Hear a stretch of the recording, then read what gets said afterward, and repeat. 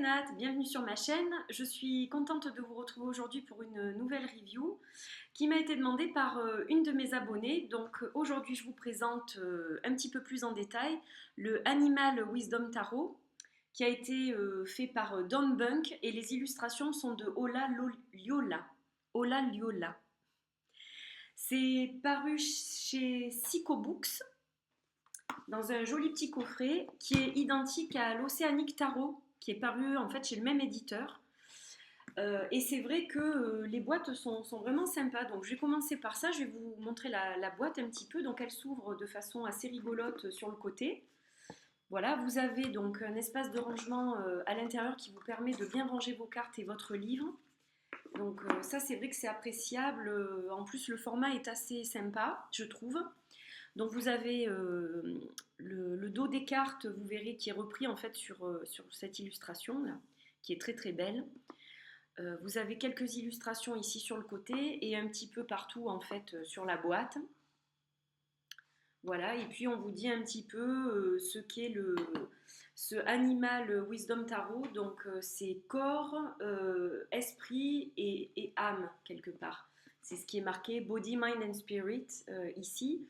Et en fait, on vous dit que c'est un peu un mix entre le symbolisme traditionnel du tarot Rider-Waite, puisque ça suit le Rider, avec le monde magique animalier.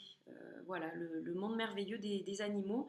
Et c'est ça que j'aime beaucoup, parce que donc il n'y a que des animaux sur ce tarot qui sont représentés. Donc je vais vous montrer ça un petit peu mieux. Alors on va commencer par le livre. Le livre qui est une vraie merveille. J'adore le format carré comme ça, je trouve ça super chouette. Ça change un petit peu de ces petits guidebooks tout blanc, tout sinistre, où il n'y a pas beaucoup d'infos. Là, c'est vraiment un vrai livre, quoi. Très intéressant. Donc, en langue anglaise, je le précise. Tout en couleur, donc ça c'est rare, mais chez des éditeurs comme Sico ou Schiffer, on retrouve de temps en temps des illustrations comme ça dans les livres en couleur, donc ça c'est super, parce que c'est beaucoup plus facile et ludique de lire le livre avec des représentations en couleur. Donc on vous dit un petit peu en général ce qu'est le tarot, ce qu'est l'Animal Wisdom Tarot. On vous explique un petit peu mieux ce que sont les arcanes majeurs, les arcanes mineurs. Les suites, donc il faut savoir que les noms des suites ont été changés. Donc par exemple pour les bâtons qui sont d'habitude les wands, on a branches qui sont les branches. Pour les coupes, on a les coquillages, shells en anglais. Pour les pentacles, on a fossils, les fossiles. Et pour les épées, on a feathers, les plumes. Voilà, donc les noms ont été changés, ainsi que pour les cartes de cours. Donc il faut savoir que le page, c'est le seer, le voyant. Au niveau du chevalier, on a le seeker, le chercheur. Pour la reine, on a la mère nourricière. Et pour le roi, on a le gardien. Voilà, donc il y a beaucoup, beaucoup de changements. Mais franchement, c'est pas difficile du tout de faire la relation en fait entre les noms traditionnels et les noms. C'est tout à fait logique en fait. Donc c'est très simple à intégrer, quoi. Il n'y a pas de souci à ce niveau-là. Donc il suit plus ou moins le Rider-Waite. Après c'est vrai que c'est très symbolique au niveau des animaux. Donc il faut connaître, ça s'apprend de toute façon. Vous pouvez trouver ça, si vous ne parlez pas l'anglais, vous pouvez trouver ça dans des livres sur la symbolique des animaux. Et ça vous guidera bien pour travailler avec ces cartes en fait. Voilà, donc on vous donne un petit peu là un guide sur les nombres. Donc ça c'est intéressant. Donc par exemple, on vous dit que les As, c'est l'opportunité, les nouveaux commencements. Les 2, c'est l'intégration, la dualité, la polarité. Les 3, création, fortune, évolution. Les 4, c'est la stabilité, les fondations, enfin, etc. Donc c'est très très intéressant. Parce que c'est pas dans tous les livres. Je trouve ça très bien détaillé. Et pour quelqu'un qui connaît pas le tarot et qui comprend l'anglais à peu près, je trouve que c'est un bon départ. Un débutant peut travailler avec ce tarot, il n'y a pas de souci, quoi. Voilà, et puis ensuite on vous parle de quelques suggestions et des tirages. Donc vous avez 3 cartes, vous avez 6 cartes pour celui-ci. Vous en avez un autre à 7 cartes, la croix celtique qui vous est très très bien expliqué carte par carte, qu'est-ce que ça représente chaque lame, etc. Donc vraiment intéressant, quoi. Et puis un exemple de lecture avec la croix celtique. Donc vraiment vraiment très complet. Ensuite on arrive aux arcanes majeures. Donc à chaque fois vous avez, alors attendez, je vais essayer de me rapprocher un petit peu pour que vous voyez bien. Donc vous avez le nom de la carte avec le mot-clé qui est associé. Vous avez le numéro de la carte, le nom dans le traditionnel Rider-Waite, les mots-clés, vous avez la description et la symbolique de la carte, sa signification, et tout en bas, vous avez un message chaque fois. Donc ça, c'est vraiment super, je trouve que c'est très très bien fait. Donc vous avez ça pour chacune des cartes. Là, vous avez les arcanes majeures. Et ensuite, pour les arcanes mineures et les cartes de course, c'est pareil en fait. Vous avez le même type de choses. Donc toujours ce petit message. Par exemple, pour la reine de bâton, qui est représentée ici par un léopard, vous avez, vous avez ayez foi dans vos capacités. Donc vous avez chaque fois un petit message associé. Donc ça, c'est super pour la méditation, par exemple.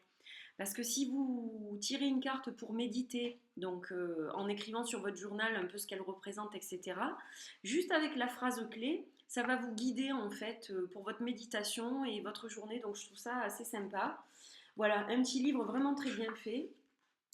Et à la fin, vous avez un petit peu quelques remerciements. Voilà.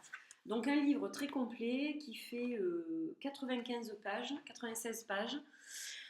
Très agréable à lire et vraiment une mine d'or d'informations pour travailler avec ce tarot. Voilà. Donc très très très bon livre. Alors, on va continuer avec les arcanes majeures.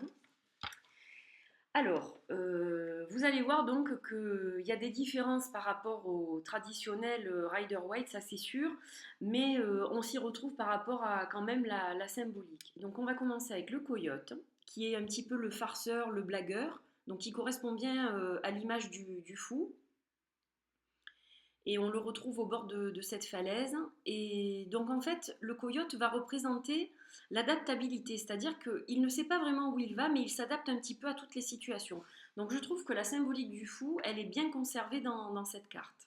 Alors comme vous pouvez le constater, il n'y a pas de bordure, donc ça c'est génial. Les couleurs sont magiques, magnifiques. Je pense qu'il s'agit d'aquarelles, donc elles sont vraiment très très belles. Vous allez voir, il y a des jolis tons de pastel, vraiment très agréables. Et au niveau de la taille des cartes, je vous le montre maintenant, comme ça c'est fait. Donc ça c'est le Golden Rider-Waite. Et donc vous voyez qu'elles sont beaucoup plus grandes que des cartes classiques de tarot. Voilà, donc on va continuer. Ah, je vous montre peut-être le dos des cartes quand même. Donc c'est justement le fou qu'on retrouve sur cette carte. Et bien sûr, on peut lire ce tarot à l'envers. Voilà. Alors on va continuer avec le corbeau, donc qui est le magicien. Alors on retrouve les symboles des 4 suites. Donc par exemple ici, c'est ce qui représente en fait les pentacles. Donc ce sont les fossiles. Et en fait, cette petite feuille, vous la retrouvez dans les fossiles. Donc le symbole des fossiles, symbole du coquillage, de la plume et de la branche, bien sûr, puisqu'il est sur la branche. Et quand vous tournez la carte, vous voyez en transparence le magicien. C'est à peu près une des seules apparitions humaines que vous verrez sur ce jeu. Donc très belle carte, là aussi, le magicien, donc il a toutes les cartes en main pour réussir quelque chose de beau. Ça représente le mystère, la magie, donc très bien représenté aussi. Donc on continue avec la grande prêtresse qui est représentée ici par un chat. Elle est vraiment très belle. Donc le trône est représenté par un tronc. On a toujours cette notion de nuit avec le croissant de lune. Et donc les étoiles, donc ce ciel étoilé qui représente bien le voile du mystère. On voit que sous sa patte, il y a un parchemin ou une feuille donc, qui va représenter la connaissance qu'on trouve dans les livres.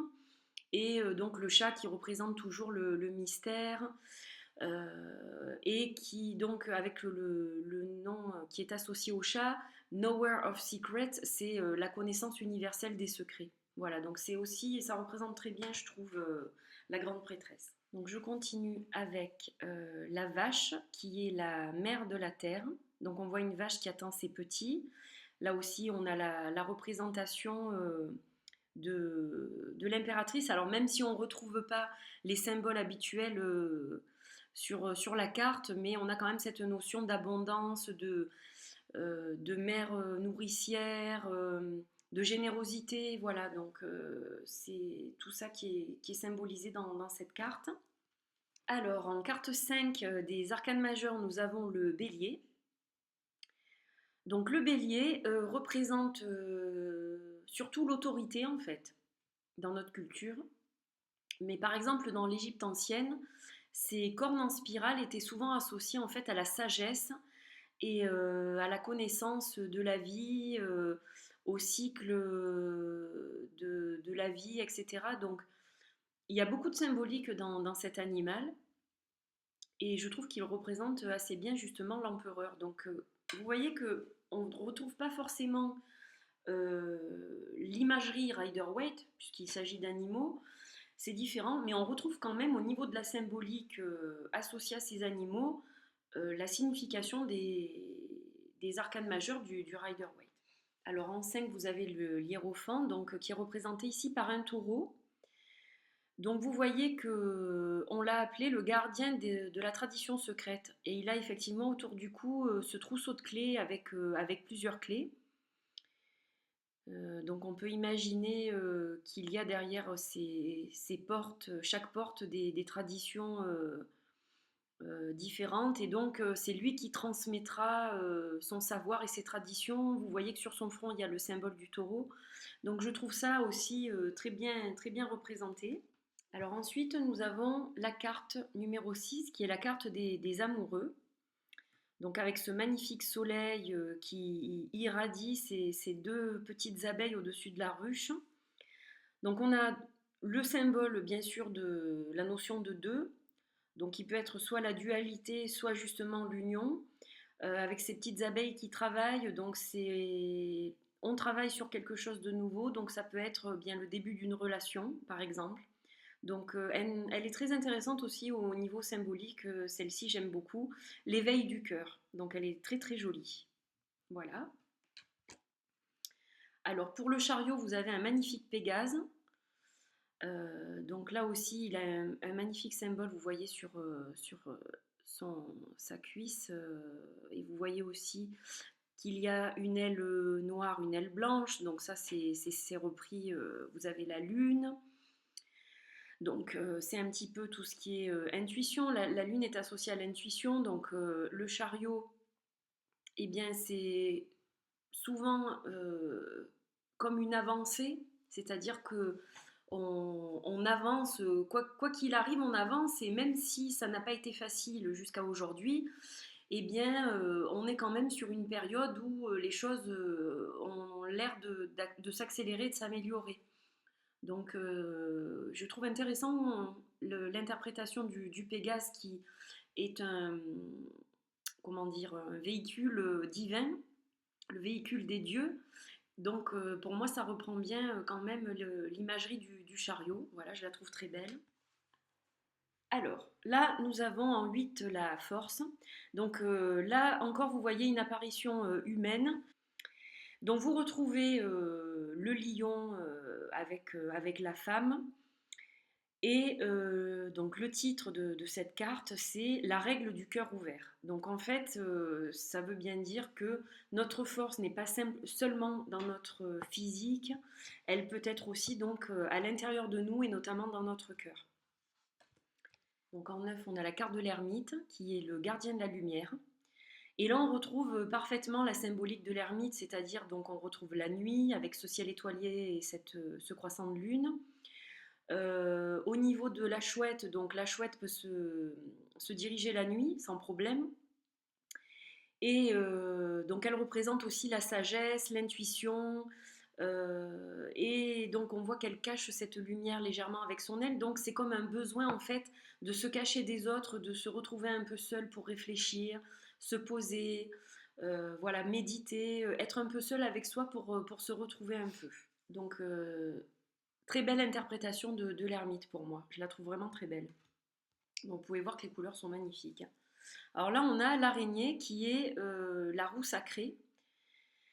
La roue sacrée, l'araignée, donc, c'est un animal qui représente souvent la stabilité de par ses pattes, puisqu'elle a 8 pattes. Donc là, en fait, c'est une araignée qui essaye de trouver l'équilibre sur cette roue qui tourne. Donc c'est bien la roue qui tourne, les nouveaux cycles qui arrivent. Voilà, on retrouve la symbolique de la roue, de la fortune. Alors pour la carte de la justice, on a l'éléphant, qui est en fait le porteur de la justice.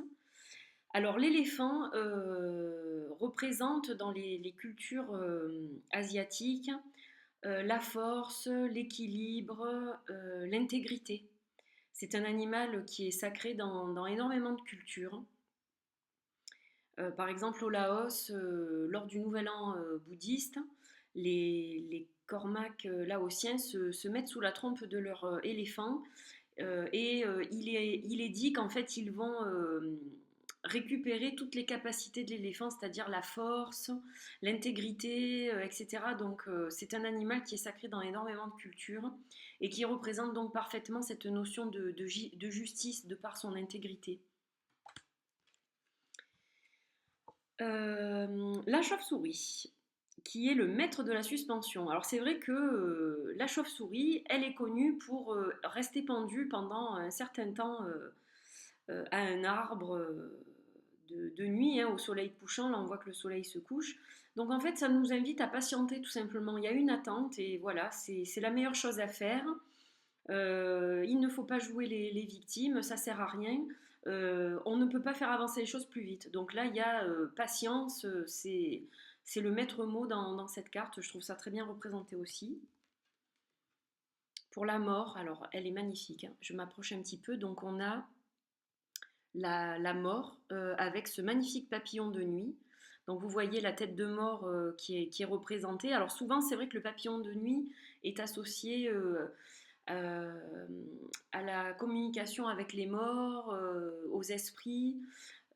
C'est un papillon qui ne sort que la nuit et qui représente aussi l'intuition, les rêves, etc. Donc vous voyez cette magnifique lune avec ce papillon. Le papillon représente la transformation, donc je trouve ça très approprié aussi pour cette carte. Alors, on a ensuite le signe pour l'ange de l'alchimie et il représente la tempérance. Donc le signe, c'est l'amour, c'est les royaumes de la sagesse, les royaumes angéliques, et il représente donc parfaitement la tempérance, je trouve, dans cette carte. Elle est très très belle. Alors ensuite, nous avons la chèvre. La chèvre qui représente Shadow God of Liberation, le dieu de l'ombre de la libération. Donc vous voyez ces chaînes autour de son cou, avec les pentacles au-dessus de ses cornes, et cette lumière qui est assez visible donc derrière ses cornes. Donc la chèvre, elle est bien sûr associée au bouc qui est associé au démon. Donc voilà pourquoi elle a bien sa place dans cette carte. Et elle vous invite en fait à ne pas vous laisser victimiser par vos désirs qui vous emprisonnent, par la culpabilité, etc. Elle vous invite à vous libérer de vos chaînes, donc elle est très bien réussie aussi celle-ci. Au niveau de la tour, on a le serpent qui représente la Kundalini, donc qui part cette force de vie, d'énergie vitale, donc qui part de notre bas du dos et qui traverse toute notre colonne vertébrale pour sortir par le chakra coronal de la tête, donc. Donc c'est ce serpent qui est représenté ici. Donc c'est quelque chose de brutal en fait, comme un choc électrique qui arrive soudainement, et parfois c'est un mal pour un bien, donc elle est pas mal aussi celle-ci. Pour l'étoile, on a le magnifique pan, donc le pan qui représente la beauté, la grâce, tout ce qui peut être magnifique, lumineux, etc. Donc magnifique aussi, vous voyez ces plumes qui qui rejoignent les étoiles et son reflet avec cette étoile de mer. Donc elle est originale celle-ci, elle est très belle. Ensuite pour la lune, nous avons le lapin. Donc le lapin qui sort du chapeau du magicien, donc cette notion de choses cachées qui ressort là aussi, pas mal comme symbolique. Alors là vous avez donc le soleil avec le coq qui est très très beau, vraiment très très beau. Il vous appelle à l'éveil, donc c'est comme quelque chose de beau, de nouveau qui commence, quelque chose de joyeux. Il y a cette notion de joie dans cette carte. Alors, le jugement, je la trouve superbe celle-ci et je la trouve très très sympa. Je la trouve très profonde en fait. C'est-à-dire que vous avez un papillon sur le museau d'un crocodile. Donc deux choses complètement opposées, on va dire, et pourtant qui sont toutes les deux symboles de transformation. Donc en fait, le maître du discernement, le jugement, ça vous invite à vous regarder en face, que vous soyez papillon ou crocodile. Ça vous invite à faire aussi un travail d'introspection, de méditation sur vous. Il est temps de regarder les choses en face pour avancer, pour évoluer. Donc je la trouve très belle celle-là. Et enfin, on a la baleine. La baleine qui est le symbole de l'accomplissement, voilà, de la finalité, mais dans le bon sens du terme, hein.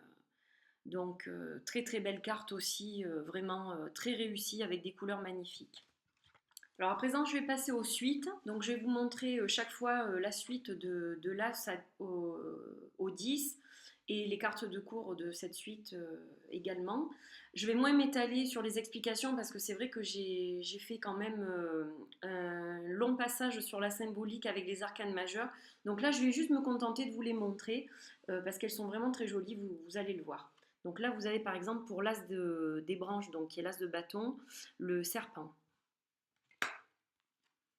En 2, vous avez la salamandre, qui est bien aussi un symbole du feu. En 3, vous avez le crapaud. En 4, vous avez la luciole. En 5, le scorpion.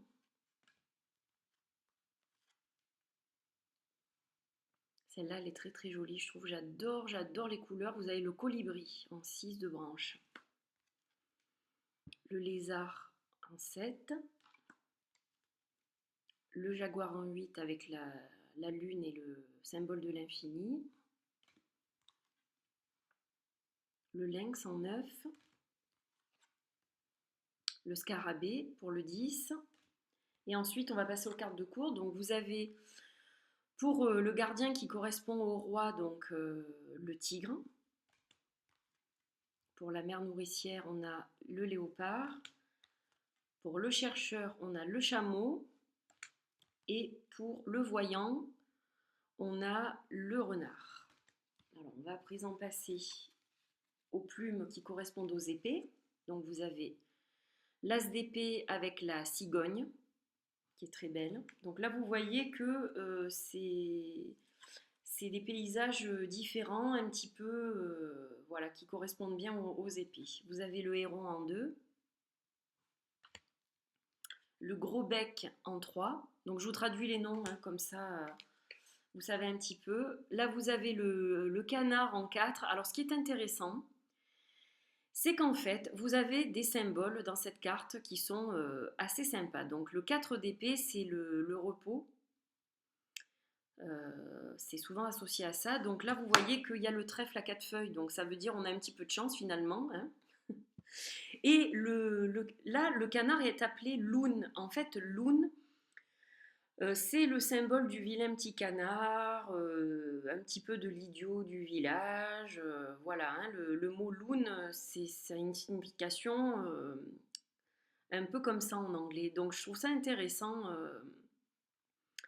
qu'il y ait ces symboles-là dans cette carte, quoi. Voilà, à creuser pour lui trouver d'autres symboles. Là, vous avez le jet bleu pour le 5 d'épée, le pélican pour le 6, la pie pour le 7, l'albatros pour le 8. Vous avez le corbeau, donc qui n'est pas appelé raven, qui est appelé crow dans celle-là, et donc qui symbolise le rêve et parfois le cauchemar, donc le 9 d'épée, hein, voilà, ce n'est pas étonnant, vous voyez cette... Alors, il y a encore une représentation humaine dans celle-ci, c'est vrai que je l'avais oublié, mais le vautour pour le 10, elle représente bien cette carte-là aussi. Et ensuite, donc, on a le roi avec ce magnifique aigle, la mère nourricière avec l'ibis. Les couleurs sont splendides, hein. Elles sont très vibrantes, les couleurs. Au niveau du chevalier, on a le chercheur, donc, qui est un faucon, et le perroquet pour le visionnaire, le voyant. On va passer aux coupes. Alors, en as de coupe, vous avez le Nautilus.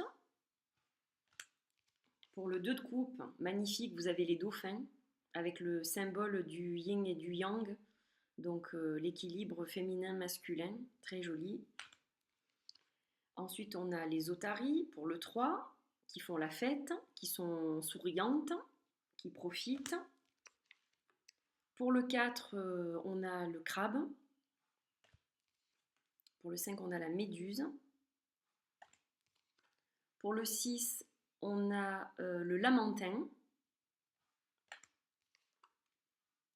Pour le 7, on a le lion de mer. Le 8 est représenté par une pieuvre. Pour le 9, on a le saumon. Pour le 10, on a l'hippopotame. Et donc là, pareil, donc je vais vous présenter le roi d'abord, qui est donc le requin. Ensuite, on a la mère nourricière, la reine, avec une belle tortue. Pour le seeker, chevalier, on a l'ours polaire. Et enfin, pour le visionnaire, on a le pingouin. Donc, elles sont toutes très jolies. Et on va finir avec les fossiles, donc qui correspondent au pentacle, à la terre, donc. Alors, on a le bison pour l'as. Pour le 2, on a le singe, avec, vous voyez, ce symbole d'équilibre en bas, encore une fois, le yin, le yang. Le chien de prairie pour le 3. Le rat pour le 4. Donc là aussi, elle représente bien le 4 de pentacle, un petit peu l'avarice, peur de perdre ce qu'on a, le manque de partage, voilà, et donc l'isolation en fait quelque part due à ce type de pensée. On a l'âne pour le 5, le gorille pour le 6, on a la biche pour le 7, le castor pour le 8, avec le signe de l'infini aussi représenté en bas. Le 9 est représenté par un magnifique loup. Et le 10 est représenté par des chiens. Et vous voyez qu'il y a un petit garçon. Donc en fait, ça fait au total 4 cartes avec une représentation humaine dessus. Mais c'est vrai que comme il n'y en a pas beaucoup, j'ai tendance à les oublier. Voilà. Donc la famille, l'harmonie, la stabilité, tout ça, hein, la réussite, à tout point de vue. Alors ensuite, pour le guardian, le gardien, on a l'ours.